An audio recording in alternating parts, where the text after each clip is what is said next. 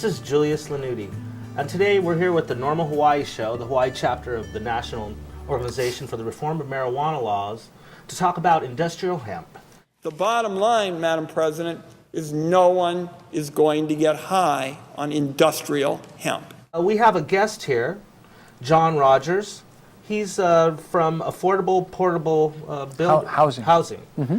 Yeah, we build homes with traditional and alternative materials, and we build the product I'm most excited about right now is the aerated autoclave concrete. It's a block of aerated concrete. This is just a small piece of a big block. They're 3 feet wide, 2 feet tall, 4 inches thick, and what it is it's Portland cement and silica sand and aluminum hydrate. The aluminum hydrate creates a chemical reaction. We get billions of bubbles in one 3x2 block. Yeah, billions. It's really light. It's really light. Amazingly light. And so because of the bubbles are all separated and they're not connected, they're all mixed evenly throughout the block, you get amazing thermal and acoustic insulation. So this is a popular new technology that's coming It around is. now. Engineers and architects worldwide are embracing it.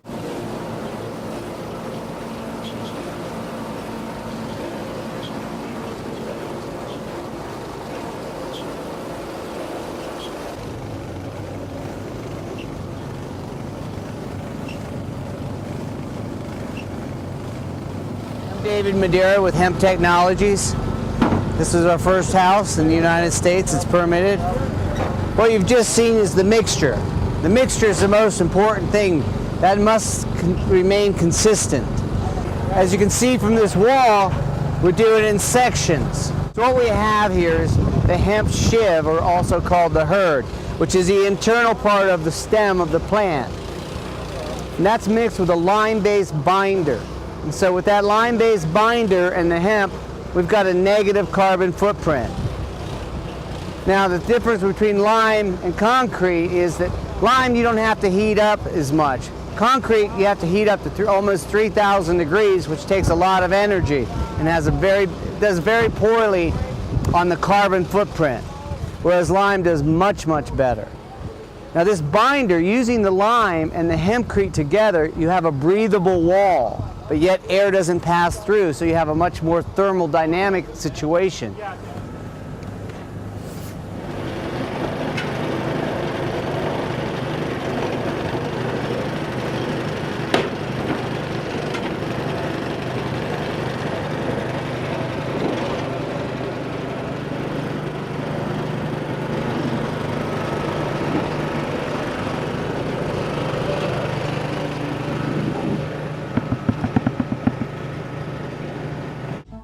More recently, Dr. Sung invented an enzyme-based process that can clean and extract fiber from hemp. Hemp can then be used to manufacture textile products and is seen as an environmentally friendly alternative to cotton, since growing hemp uses far less irrigation and little or no pesticide, herbicide, or fertilizer. Hemp can also absorb carbon dioxide 4 times faster than a forest can. Now, what started my interest in hemp is I saw a TV show. And I knew hemp was an amazing plant that had so many different products. I had no idea how many. And so this show talked about a product called hempcrete. Once grown by our founding fathers, now industrial-grade hemp is being called the perfect building material for energy-efficient and healthy homes. But hemp suffers a stigma of its close cousin, the cannabis plant that produces marijuana. And that is why proponents of legalizing hemp are demonstrating its benefits for building. This house near Prescott is getting a hemp makeover, and Bill Hudson visited the construction site today, and he's in the newsroom right now to explain. It sounds very interesting, Bill. Yeah, I learned an awful lot today, Amelia. Well, in the eyes of federal regulators, though, hemp of any kind is still a controlled substance, and it can't be grown legally in the United States. However, the fibers of the plants can still be imported, and a company in Prescott is doing just that. You don't want to tamp too much because we're going to lose our insulation property. Into the cavity of these open studs, builders are creating a breathable wall. But it's not conventional insulation they're using. What they're pouring in is hemp. Not only does this have a great R value, this also has what's called thermal mass, which will then capture heat and bring heat into the cooler areas when it's cooler in your house, and it also transfers the heat through the house. Ken's company promotes industrial-grade hemp as the perfect building material. It's non-toxic, mold and mildew resistant, and non-flammable. And when hemp fibers called hurd are mixed with lime and a bit of water, it sets up like concrete, only 7 times lighter. You want to knock on that for me? That's what you're going to have after about 60 days. This 3,400 square foot hemp home was designed by Anthony Brenner in Asheville, North Carolina. It's heated and cooled for about $45 a month. It's easily 75% less to operate that home to a conventional home. But until laws on hemp production change, all these raw materials have to be imported. And that keeps the cost up and Ken Anderson's industry from getting off the ground. Right now, because of the cost prohibitiveness, we have to sell to a higher end market where this material should be available to everyone. Now, there is a bill in Congress that would legalize the growing and the processing of industrial hemp, essentially take it off the list of controlled substances. States like North Dakota have already done that, but they can't get past the federal law. Amelia? And Bill, beyond the energy and the insulation benefits, why are contractors pushing for greater access to hemp? Well, I can tell you the biggest reason is for health concerns. Conventional building products can give off toxins like formaldehyde, of course, which get trapped in today's airtight construction.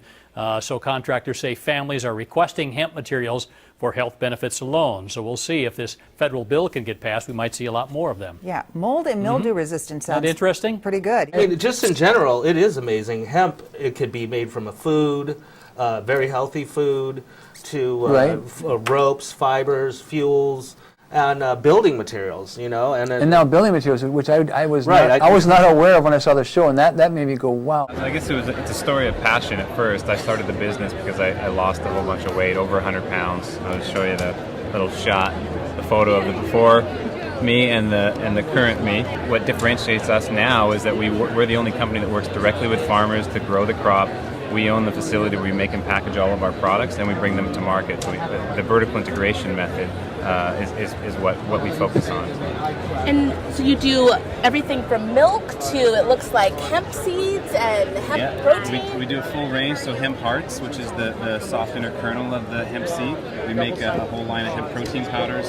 We cold press hemp seed oil, and then we make hemp milk and hemp rice, which is a non-dairy beverage from the seed. So all 4 different categories. Hemp is similar to soy, that you can make a number of different products from it, from a protein source and also a really rich source of essential fats, omega-3 and omega-6. So since hemp's been on Dr. Oz and Martha Stewart and Oprah over the last year or two, and they're promoting the essential fatty acids benefits of the hemp seed, people are starting to learn more about it, and so the marketplace has really been growing at a rapid pace. Basically, essential fats and protein. So hemp contains more essential fats than flax, and it contains an equal amount of protein to soy, but without the allergen concern of soy.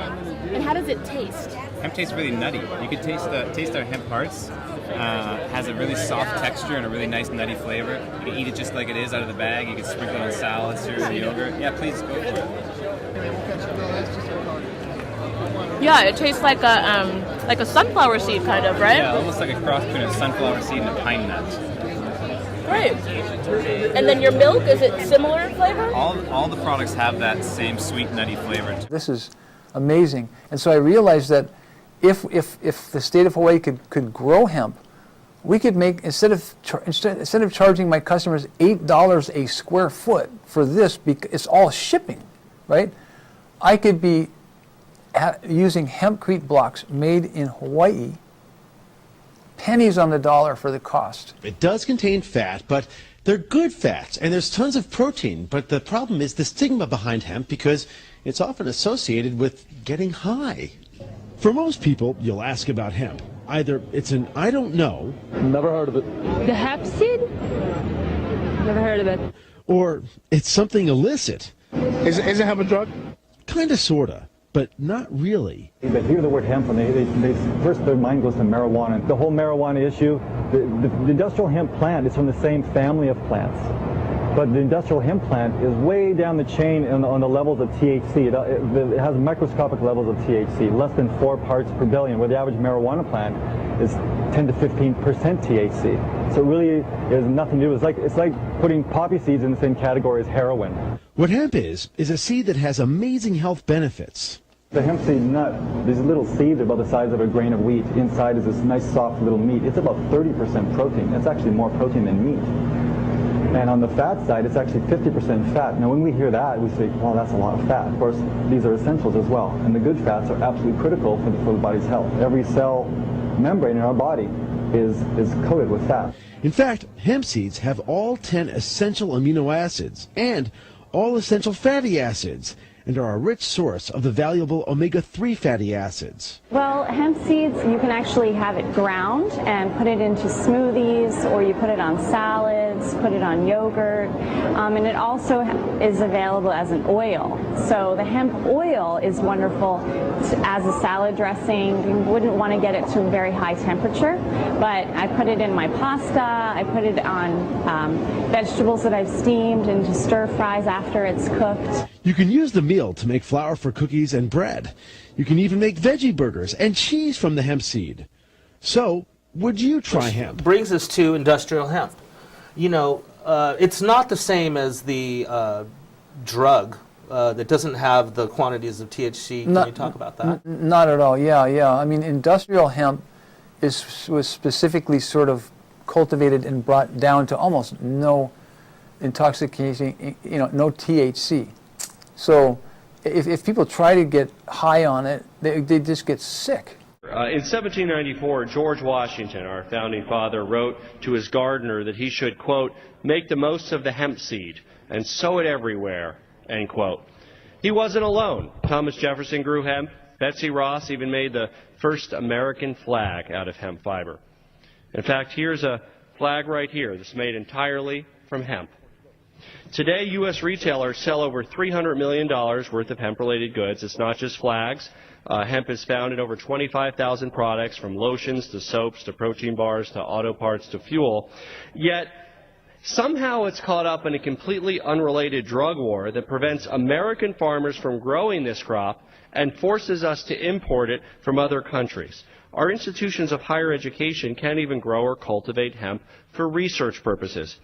Mr. Speaker, my bipartisan amendment, which I'm offering with my good friends Mr. Thomas Massie and Earl Blumenauer, is simple. It would allow colleges and universities to grow and cultivate hemp for research purposes. Our amendment would only apply in states where hemp cultivation is already legal, such as my home state of Colorado. I recently had an exchange with the premier agriculture research university in my district, Colorado State University. This is an area that they want to get into, but they feel that they're prohibited, and their attorneys are telling them that unless we can make this change, they can't actually do research at what has great potential to be an important crop for Colorado. Mr. Speaker, let me be clear about something. Because there's been some misleading information that's been put out there by the Drug Enforcement Agency. Hemp is not marijuana. I'm very disappointed to hear that the DEA is circulating talking points that claim that somehow hemp could be used as marijuana. At the concentration level specified in our amendment, it's physically impossible to use hemp as a drug. Let me emphasize that. It's physically impossible to use hemp as a drug. It just wouldn't make sense for them to. There's no high, and it actually makes you nauseated. I think it's like 0.3% or some very nominal, and the drug marijuana plant has something like between 7 and 15%. Right. So we're talking about a totally different plant, but it's in the same. They're related. Yeah, it's the same species, and they look but it's similar. like a dog between a Chihuahua and a Great Dane. Yeah, exactly. Now, but isn't hemp on the list of federally controlled substances? It is. Since 1970 something. I'm not a scholar on it. I'm just very passionate about it. But yes, in the 70s, it was put on the controlled substance list. And so what happened recently in the federal government, they said if the states want to cultivate it for products, you guys can go ahead. The feds are not going to prosecute you or jump on you, tell you to stop. It's still on the books as a controlled substance, so there's a little bit of a quagmire there, a disconnect. But the feds have told the states, you guys can, if you want to cultivate it, we're not going to come after you. So California, 3 weeks ago, their legislature voted to allow the cultivation of hemp in California. That's not some small, state. That's a big deal. Right. There's a lot of ag land out there. I'd like to talk about some of the legal products that you can buy in the United States that are made with hemp. You can buy paper, clothes, rope, food, hundreds of products. Even car panels are made out of hemp. But the great tragedy is that we cannot grow hemp in Kentucky. We can't grow it anywhere in the United States, industrial hemp. So we have to import it. Where do we import it from? It comes from China. It comes from Canada. It comes from Europe. There are many, many uses for hemp. There are 30 countries in this globe that can grow hemp. In fact, I believe every industrialized country in the world grows hemp. Farmers in Kentucky grew hemp during World War II. Hemp was grown in large quantities in my state of Kentucky. Canvas and rope made from hemp helped with the war effort. So this is not about drugs. This is not about a drugs bill. This is about jobs. Yeah, and it's like with a huge percentage of our economy. It's what California does, the country ends up doing generally. So they are cultivating hemp. They're beginning the process. They haven't harvested it and produced products, but they're going to be cultivating it, and they're going to eventually be harvesting it and producing products. There are all these new hemp food products that are out there. People are loving them. Right. Now again, keep in mind, hemp is not marijuana. Right. We've got this little plastic plant in front of us. Plant. We don't want the DEA coming in here. What's the difference as we look at the leaves, though, well, we can demonstrate? The leaves are between five and 7 leaves. Marijuana is one, hemp is the other. Also, the hemp plants are taller and stockier. Marijuana is shorter. And in fact, there's a lot of regulations going on right now. They're really trying to make hemp growing in this country, whether it be for food or fabrics, legal. And in fact, North Dakota it's not legal, but it is legal to have these foods that are made in Canada imported here. And there's a lot of good reasons for that. Yeah, I mean, there really are great nutritional benefits to hemp, right? Hemp is about 35% protein, very rich in omega-3s and omega-6s. And again, for pregnant women, for example, who are really concerned about the high levels of mercury in fish, it's a great way to get omega-3s and omega-6s. And a lot of the products are very... What does it taste like? Well, in fact, I'd like you to try one of my favorite products, which is hemp milk. And again, a lot of people have converted to soy milk products. This is a great alternative if you're lactose intolerant. It's a nuttier flavor to it, right? Exactly. It's nuttier, it's creamier. And in fact, I think that if you look at products like this Living Harvest, these are going to be the hottest foods in 2007. We also, and again, during the tease, Al was challenging me. Your hemp shake. Try the hemp shake. And one of the best ways to make this hemp shake... I really like that. That's really good. Yeah, is actually using the hemp milk as well. Again...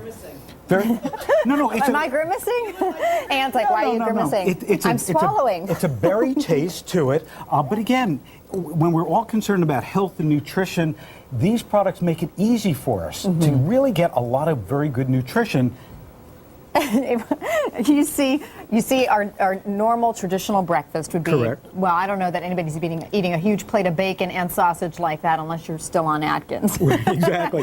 And eggs, but this is the way most people eat. Most people eat like this, but now in your cereals, hemp waffles. alternatives. The waffles, and in fact, they even have hemp bagels. And if you take a look at all the nuts and the seeds that are in here, this is powerful nutrition. Multi-grain. And one of the things we were talking before about some of the products, one of the things that I love about the hemp foods is they're dense. So you can have a half a bagel and be satisfied versus you might have just something else with white flour and walk away hungry and need to eat 2 or 3. And you love these sort of like granola bars, right? I love these. Speaking in fact, of satisfaction. Try one of these, and in fact, I know Anne is already eating one. These are very good. You're starting to giggle. You're not going to giggle. This is now again. Keep in mind when it comes to marijuana. You've been giggling all morning. No, when it comes to marijuana, the THC levels are between 3% and 20%. Why are you teaching me about marijuana? Well, when it comes to hemp, it's between 0.5% and 1%. So again, and that's all in the seeds. These are all seed products. This has nothing to do with marijuana, but everything to do with good health and nutrition. And I know that Colorado has been growing industrial hemp, and then of course there's Colorado and Washington, which recently legalized recreational use of marijuana. And so I'd expect the country, there's a movement in almost every state to to challenge the federal laws, and states do have that right. If you look at the alcohol prohibition, Right. Yeah, let's get it off the list. you know, it took the states to change the federal government, and it might be the case with marijuana. It may be if 33 states can force a. And that's the way it should be. It's like, you know, the states have to have some interaction and some say, right? I mean, it's just ridiculous. That's why the law was put. You know, that's why that it was put there that the states can. Yeah, we got to keep the government in check. We can't just have the government run away and control everything 100%. You know, there has to be some give and take. I mean, there is safety concerns. I understand that, but there's a fundamental principle of liberty and freedom versus what I'd call a police state. You know, and right now we're leaning towards a police state. We've been doing it for 70 years in this country. Thomas Jefferson warned us about things like that happening, right? So basically, the fact that California is moving ahead and actually starting to cultivate it is exciting. Did you know that there's a plant strong enough to replace plastic, oil, and building materials? That the same plant has been cultivated for industrial purposes for over 12,000 years. Yet it's been classified as a Schedule I controlled substance drug by the U.S. government. Nope, not marijuana, hemp. Recently, Kentucky Agriculture Commissioner James Cormer has requested a legal review of the steps necessary for hemp regulation if the federal ban is lifted on growing the crop. That's right. Kentucky could soon be reviving an industry that only a century ago was considered to be the most important cash crop and vital to the strength of the U.S. economy. So let's backtrack a little bit and talk about what hemp actually is. Throughout human existence, hemp has been used as an important source of fuel, clothing, shelter, and even food for people all over the world. In this country, industrial hemp was widely cultivated since America's first settlers arrived in the early 1600s. In fact, even our founding fathers acknowledged hemp's enormous benefits. George Washington, John Adams, and Thomas Jefferson all grew hemp on their private farms. And Jefferson was even quoted once as saying hemp is one of the greatest important substances of our nation. The Declaration of Independence itself was even drafted on paper derived from hemp. So what happened? How did one of the most versatile and adaptable species of crops in the world also become one of the most politically polarizing agricultural resources? Well, in the early 20th century, the plant became labeled a threat so dangerous that it should be wiped out. But it wasn't dangerous to anyone or anything except the industries that it could phase out of existence. So what did the establishment do to ensure their allegiance to the very industries they serve? Well, they did what they do best. They lied and smeared hemp through a propaganda campaign that associated the plant with marijuana. And in 1937, the Marijuana Tax Act redefined hemp as a narcotic, which required farmers to obtain a special tax stamp to grow the crop. By 1970, the Controlled Substances Act made growing the crop without a DEA-issued permit strictly illegal. Because of the government crackdown on the crop, it has a negative association. And at this point, you still might be confused because of years of being brainwashed to think that hemp is exactly the same as marijuana, or that its close association with it must classify it as a drug. But this couldn't be farther from the truth. Just check out the Congressional Research Service report on hemp that states, quote, although marijuana is also a variety of cannabis, it is genetically distinct from industrial hemp, and it is further distinguished by its use and chemical makeup. So, hemp is genetically distinct from the drug, marijuana. In fact, if you smoked an entire garbage bag full of hemp, you wouldn't get high. Yet the plant remains illegal under U.S. federal law. And like I said before, not because it's a danger to people, but because it's a danger to corporations. In the early 20th century, hemp competed heavily with the cotton and paper industry. Because paper made from trees had to compete against environmentally friendly hemp products, the paper industry was at risk to suffer. So, William Hearst, a New York State congressman and one of the biggest newspaper publishers in America, launched a campaign against hemp. He used his publication to smear the public's perception of the crop, which at the same time was threatening his successful paper company. In fact, this very campaign is where the term yellow journalism derived from. But this was in the 1920s. How is the propaganda still working today? Because the threat hemp poses isn't limited to paper. Reviving the industry could potentially devastate the profits of huge corporations that manufacture lumber, fossil fuels, steel, alcohol, and even food, among many other things, including this. In 1941, Henry Ford even built a car made almost entirely from hemp. The frame of the car was 12 times lighter than steel and 10 times stronger. Not only that, but the car was powered by hemp seed oil. Do I even have to explain the threat that this technology would pose to giant oil companies? Processed hemp also creates one of the strongest fibers we know of, providing all natural materials to build homes, ships, trains, planes, and automobiles, and practically indestructible clothing. Furthermore, hemp seed oil can be made into lotions and skin creams. The practical applications for this plant are limitless, and the reason it remains illegal is simple. It's just one giant push to preserve the profits of corporations that poison our planet, destroy our forests, and bankrupt the world. But this all could change if recent efforts in Kentucky are any indication, and if moves by a few key members in the U.S. Senate succeed, hemp could soon be removed from the government's list of Schedule I controlled substances. The hemp industry could very well be revived back to being America's #1 cash crop, and that's one step closer to succeeding against a model of profit, greed, and control that sadly defines this country today. The concern has been, well, if you're allowed to cultivate a field of hemp, right? What prevents that farmer from cultivating marijuana right in the middle of the hemp field, because they look almost identical especially from a distance. Sure. So what happened is the University of North Dakota recently inserted a gene, and I'm not into GMO, okay, but anyway, they inserted a gene into industrial hemp that gives it a sort of a fluorescent color. So the Department of Justice, when they're surveying and looking for marijuana, they'll be able to see that that hemp field is all uniform, the same fluorescent color, and if there's a different green or different color within that, then they know somebody's up to something no right, good. It would be easy to identify with their equipment. The University of North Dakota, one of their ag guys up there, came up with a way to splice a fluorescent gene into hemp, and North Dakota is a state where it's legal. So now the hemp that grows is fluorescent, and so you can clearly tell the difference between the hemp and the marijuana. So we have solved that problem through research. Sure. What are the benefits of industrial hemp? You mean for Hawaii? Yeah. Well, first of all, you have to look at what are the products from hemp. It's the strongest natural fiber in the world, right? So they make all kinds of fabrics, clothing, backpacks, shoes, right? Well, hemp has an amazing history. And then it has an amazing history. It was used for making rope on ships. George Washington cultivated it.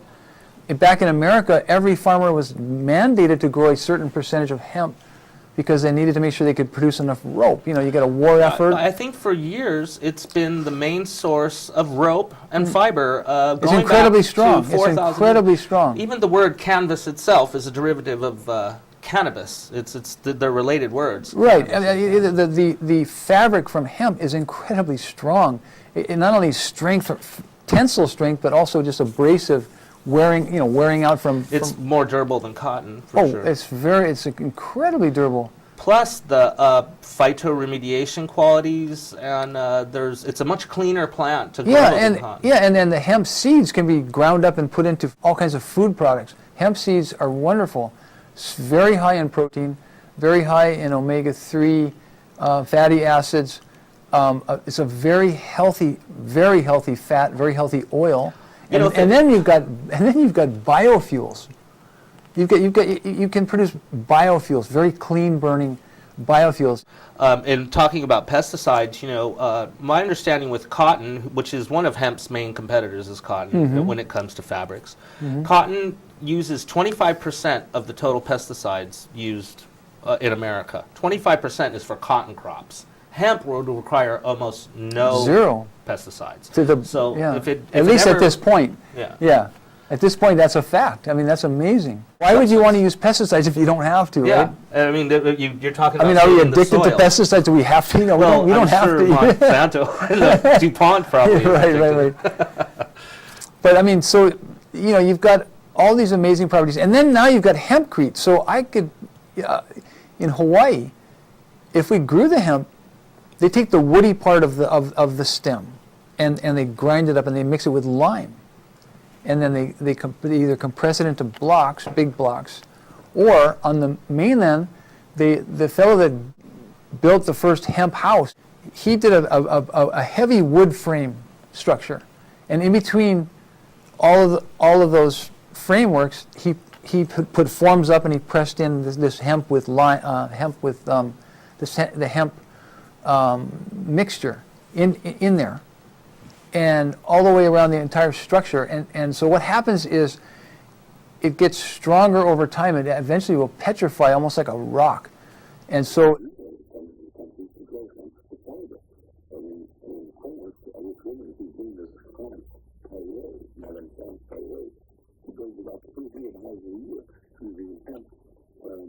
cement line, and to make this thing called isochondral. And to make the line with hemp coal, the leftover parts of the hemp plant after the fibers are extracted. And hemp does this amazing thing that turns the stone is petrified. And so when you mix the lime and hemp coals together, you get something stronger than cement that won't stick the weight. Madame Material has had thousands of prospective orders from the houses from all over the years. But like so many others, he is held back only by the restrictions on hemp production. Because of all the fibers, though, you're getting an incredible insulative properties, at least equal or better than this. And so they're building this in the mainland where it gets 20 below zero. So the R value in the hempcrete is very, very exceptional. This is a Lotus Eco Elise. It's a high-performance sports car, and not the sort of thing you automatically associate with life in the countryside, but that's exactly where some of the raw materials used to build it have been grown. The magic ingredient is hemp. It's in the body panels, it's in the rear spoiler, and it's also been used in the manufacture of the seats. But hemp is from the same plant family as cannabis. Because of its association with the drug, it was banned in England until 1993. But you can't get drugs from hemp, and so now it's back in our fields and being grown as a crop. Lee, using hemp matting in the panelling of cars seems a pretty unusual thing to do. Where did that idea come from? Well, basically what we wanted to do here is actually reduce the carbon footprint of the car. We used hemp instead of fiberglass because basically it's grown locally to us, and it's a strong material. And as you can see, the effect that it's had on the panels, it's a beautiful material to look at. But what we've done with the Eco Elise is to actually look at the production stage. So looking at all the materials that go into the build of the car, which normally get forgotten about, really. And obviously the car is built locally, it's built in the countryside, and we wanted to use local materials as well to actually put into the manufacture, which actually absorbs CO2 as well. So, as well as in motor cars, what else can hemp be used for? Well, this shirt and these trousers are pure hemp. Even these boots are partly made of hemp. What do you think? With demand for hemp increasing, farmer Dan Squire has taken advantage of the new opportunities hemp offers. How many acres of hemp do you grow? We've got about 350 acres this year. It's about the 9th year that we've been growing it, and we've got great confidence in the crop as a change crop. And how does it stack up with profitability in comparison to conventional arable crops? Well, I believe, and I know it's a lot better gross margin than peas and beans, very comparable with really good rate crops, and will even stand on its own feet with cereals. And how easy is it to grow? Well, you sow it in early May, late April, into a clean seed bed, bit of fertiliser, probably half what is required for wheat or rape, and no chemicals from that day onwards until it's harvested. One company in Suffolk have invested in new equipment to manage the new hemp crop. Hempcore run the world's largest hemp processing factory, turning the raw hemp bales into fibres. So this is our technical fibre. Yeah, we take the coarse material and we refine it. We open up the fibres, we clean it up. And this is used in the automotive industry to make things like this, car door panels. And then it can also be used to make insulation materials. And this is insulation material made from hemp fibre. and it has similar thermal properties to the normal products on the market. And what's in this bag over there? This is shiv. This is the woody core of the plant. This is used as animal bedding, and when mixed with lime is used in the construction industry. Hemp in buildings could be the future. A mix of lime and hemp packed around a timber frame can quickly be used to form a wall with high thermal properties. How quickly can you use it? Is it easy to use? Is it versatile? Yep, it's very simple to use, very versatile. It takes about 2 or 3 hours to learn how to use it. You don't need any high levels of skill, and it's possible to build walls very quickly. The section we're going to see here has just taken a few minutes, but you'd be talking about building a wall full height from ground to roof if you could mix it fast enough in a day, and you get a house built in maybe 2 or 3 days at the moment. In the moment of truth. Well, there we have it. And how does it compare in the cost? Well, a wall like this, 300 millimeters thick, is pretty identical in cost to a brick and block wall. So 300 millimeters like this gives you a wall which creates a building that needs virtually no heating or cooling. And some people are already taking advantage of that. This distribution centre, built by Adnams Brewers in Suffolk, is constructed mainly from hemp and chalk blocks. The building needs no heating and maintains a constant temperature of 13 degrees. How integral are the hemp blocks in that energy-saving system?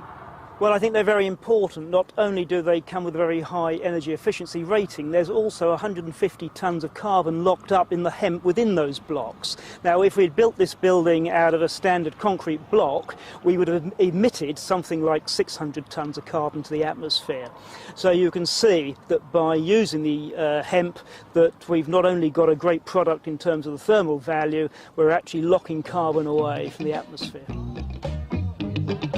Hemp could be the all-singing, all-dancing, carbon-neutral material of the future. Soon we could use it to help grow our clothes, our cars, and even our homes. You know, you were mentioning to me before the show about how it's resistant to things like mold and occasional problems that you have in construction. Yeah, well, the hempcrete breathes. And so, and it's also the nature of the fiber, the plant, that you just don't get mold, mildew, and fungus growing in there. Even when you've got situations where it's cold inside the structure and it's hot on the outside, that creates a recipe for what they call condensation. And condensation is water condensating in the wall cavity, and then you get mold and mildew growing in there. You know, they shut down the Senator Inouye's offices because of mold. We're talking about dangerous to your health type of mold. So with a hempcrete structure, wherever hempcrete could be used, you're not going to have that kind of issue. It's beautiful water. The water's on the ground. Now, in a typical wall, you have a cavity that you seal tightly and you fill with insulation. Well, water will get inside that cavity because water is very effective scavenger wheel. My body's temperature with water, it can dissolve any material anyway. So what we want to do in a building is create a wall that welcomes water, that doesn't rot when it lets the water in, and that's exactly what hempcrete does. That's a big thing.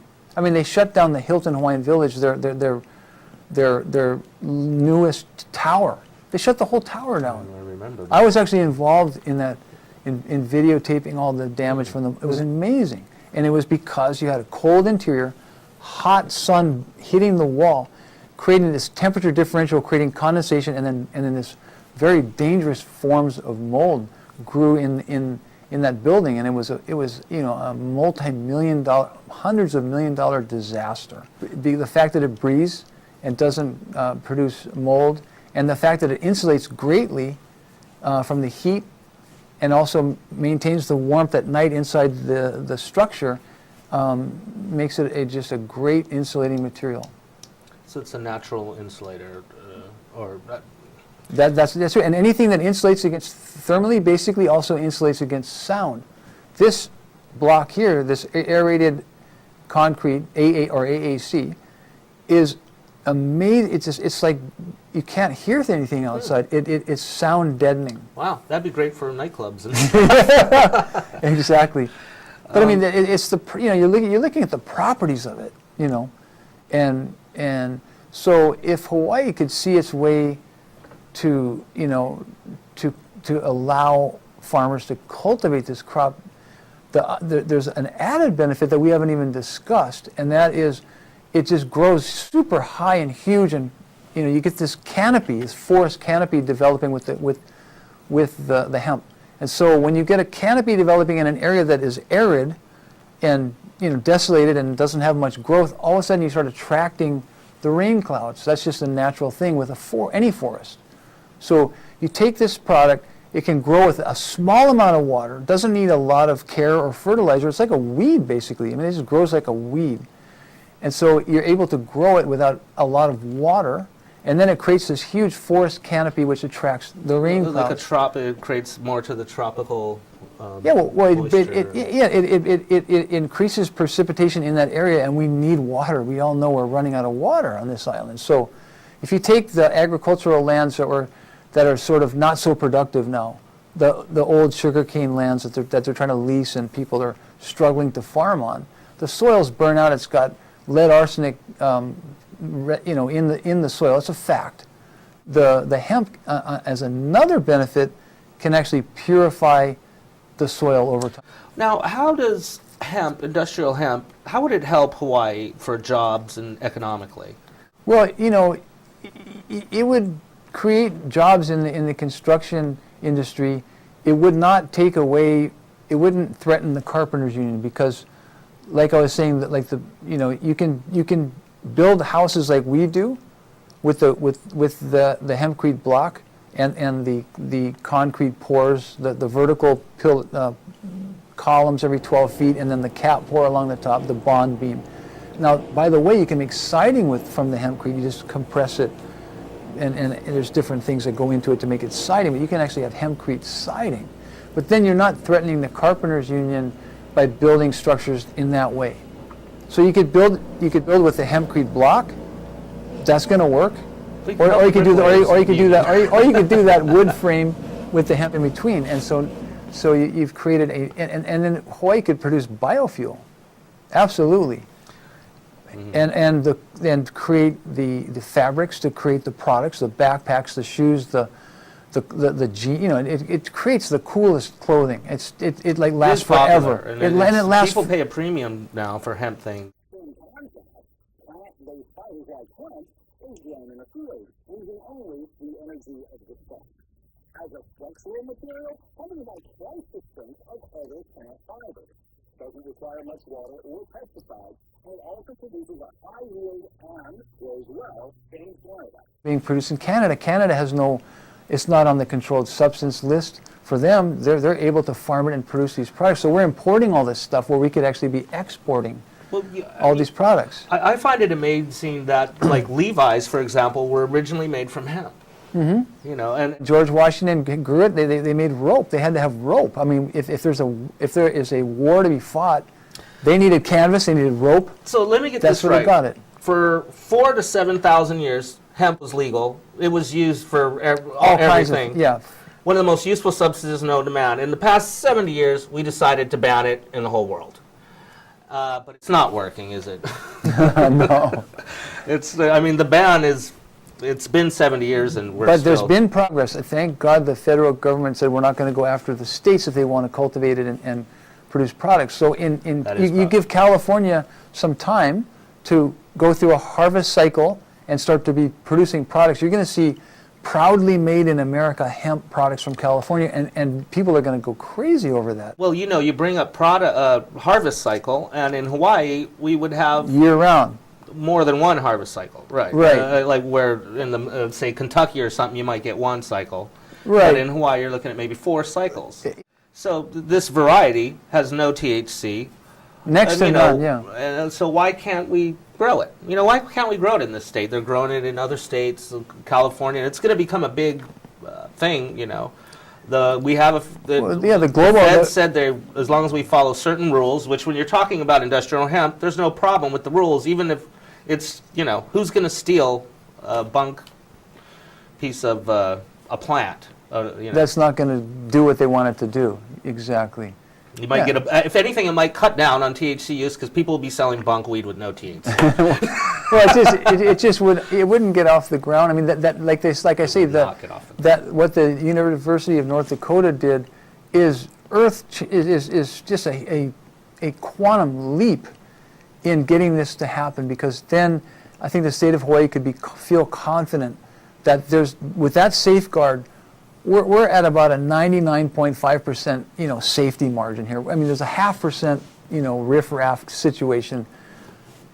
That I think, and with California as a model, we can observe how it goes when they harvest and start producing products, right. and so we can look at that, and we can just decide as a state, hey, it's working okay. It's not a big deal. They've got it under control. There's a tiny little problem here and there. If it's working well in California, it's going to work even better in Hawaii because of our year-round growing cycle. Right? Yeah. Yeah. I mean, it's inevitable to me that in my hope at least, industrial hemp will be able to be grown across the country. I know there's a bill, like someone tried to attach something to the Farm Bill to allow it. So there's efforts at the Senate. Yeah, I mean, I mean, the bills have been introduced in the Senate and the House. Thank you, Mr. Speaker. We should explore the opportunity to produce industrial hemp here in the United States. This amendment would allow us to take a first step, carefully and deliberately.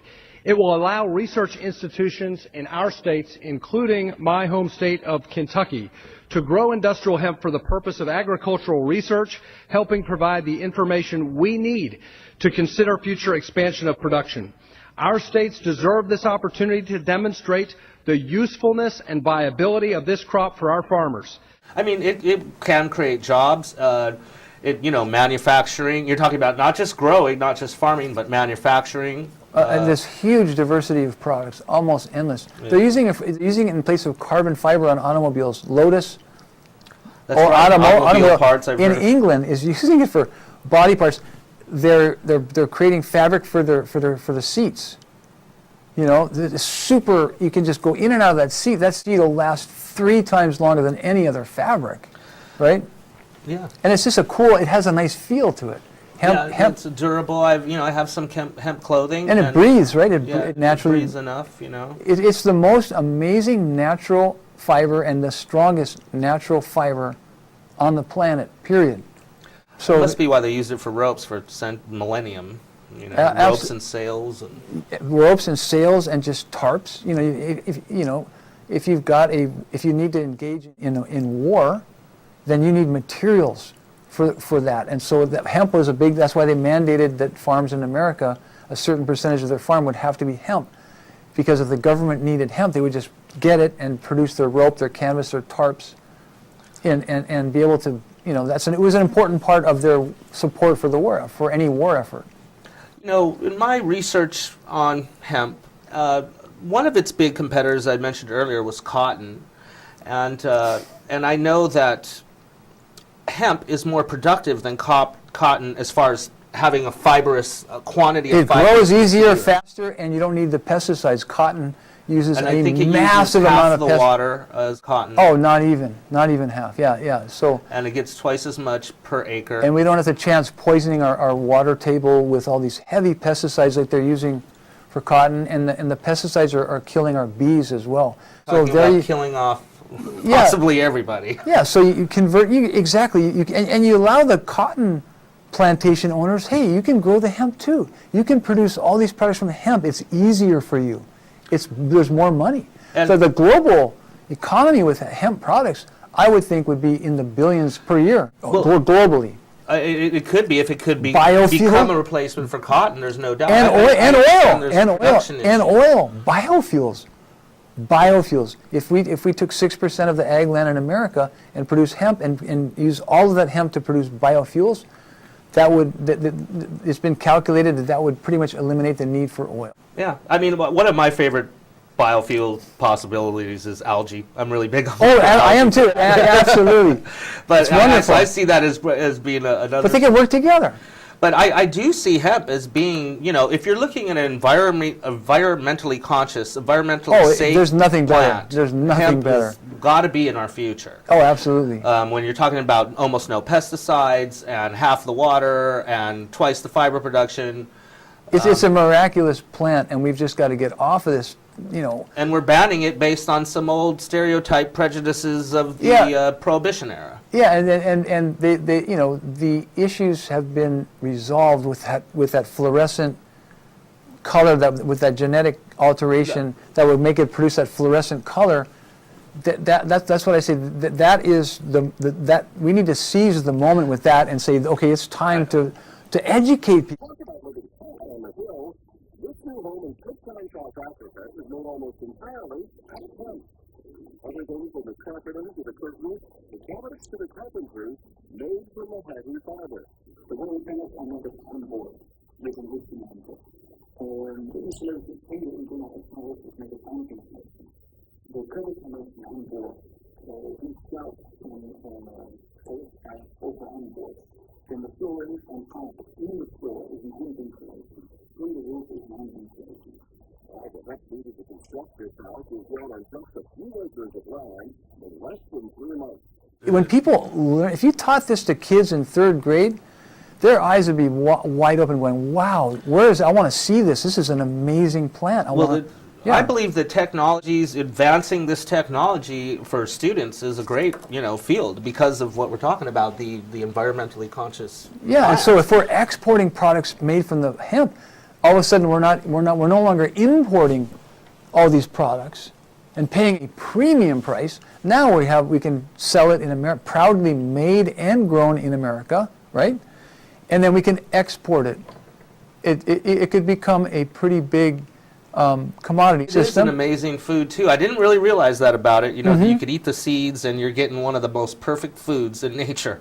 As far as no cholesterol. You can grind it up and make like a pseudo, you know, like a mock burger, right? And flavor it with herbs and spices, and it's really good. I've actually had that.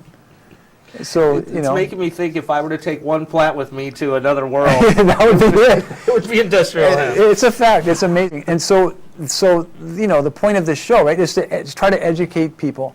If people know these things, they get it. If they don't know about something, they don't. It's not on their radar. They don't know anything about it. Well, they're afraid of it, and they're old prejudices, I would call it. You know, people are afraid of it. That need to be removed. They're afraid. Real. Let's educate the kids and say this plant, it doesn't have any intoxicating properties. This plant has these amazing uses. And you get a 3rd grade class, and their eyes will be like, you know, popping out of their head going, wow, tell me more about this plant. And there's so much to share about all the different amazing products.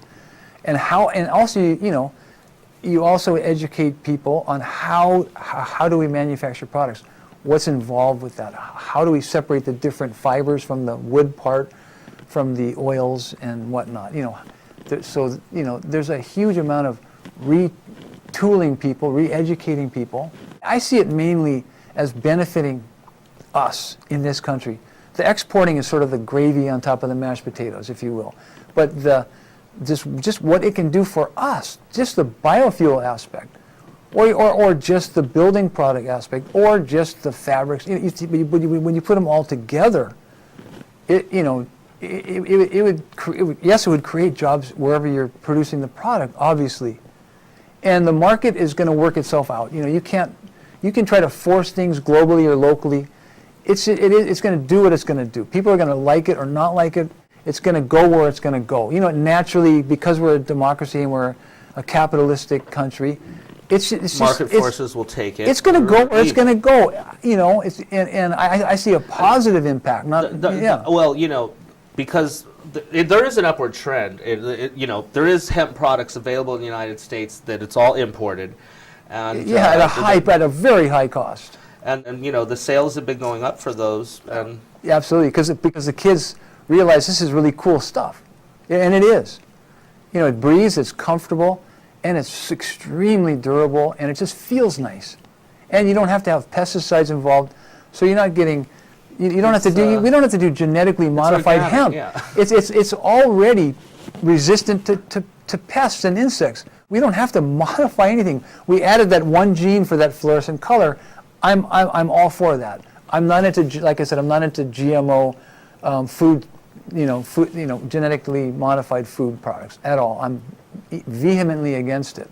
But I'm okay with a little bit of genetic intervention in a situation like this, where it turns the entire table on this cultivation of hemp, of industrial hemp. Now, there's really no argument against growing it. There's so much safeguard with that one thing that it's like, now, okay, let's go, let's do this. It's a gift. It's God's creation, as they exactly. say. And it was put here for us to use. And there was no banning it involved in the Bible. And then the fact is that hemp has been used for thousands of years, not just centuries, but thousands of years on this earth. Yes.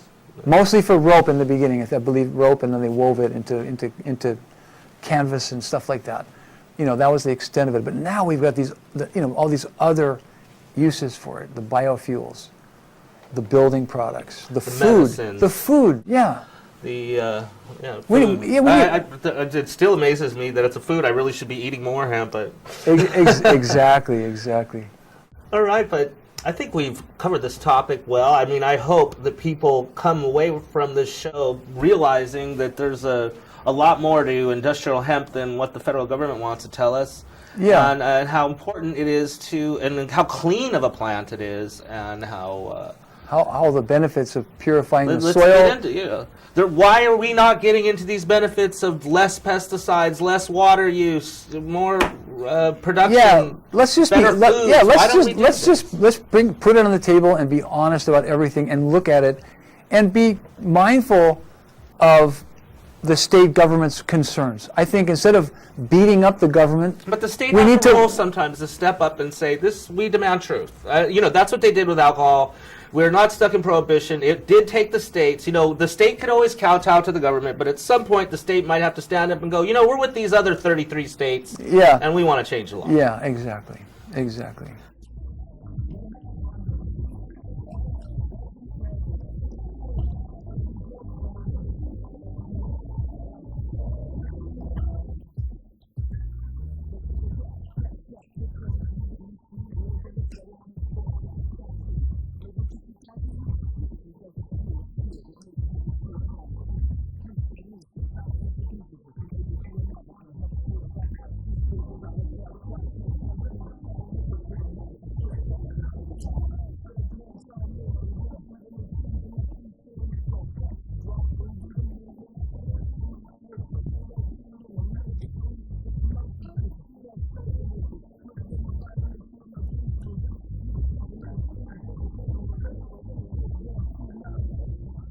All right, well, thank you. I hope you enjoyed our show tonight. And that's it for us. Have a good one.